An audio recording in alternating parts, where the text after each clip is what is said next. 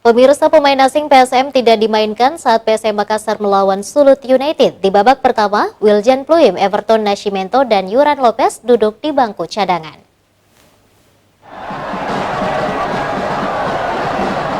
Dalam laga kontra Sulut United, tim Juko Eja tidak memainkan punggawa asingnya. Bahkan Wiljan Pluim, Everton Nascimento, dan Yuran Lopez duduk di bangku cadangan pada babak pertama laga persahabatan tersebut. Pelatih PSM Makassar Bernardo Tavares melakukan banyak rotasi dalam skuad yang dimainkan saat menjamu Sulut United di Stadion Gelora B.J. Habibie Senin malam. Perbedaannya hampir di semua lini, kecuali di posisi penjaga gawang yang tetap dipercayakan kepada Reza Arya Pratama. Di lini belakang PSM memainkan Samuel Simanjuntak, Erwin Gutawa, Ganjar Mukti, dan Mahdi Fahri Albar. Kemudian di lini tengah dipercayakan kepada Brian Cesar Ramadan dan Ananda Raihan.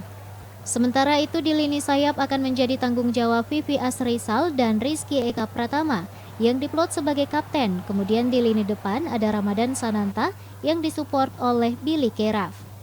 Meski tidak diperkuat oleh pemain asing di babak pertama, lini belakang PSM yang dijaga Erwin Gutawa dan kawan-kawan berhasil meredam serang pemain Sulut United.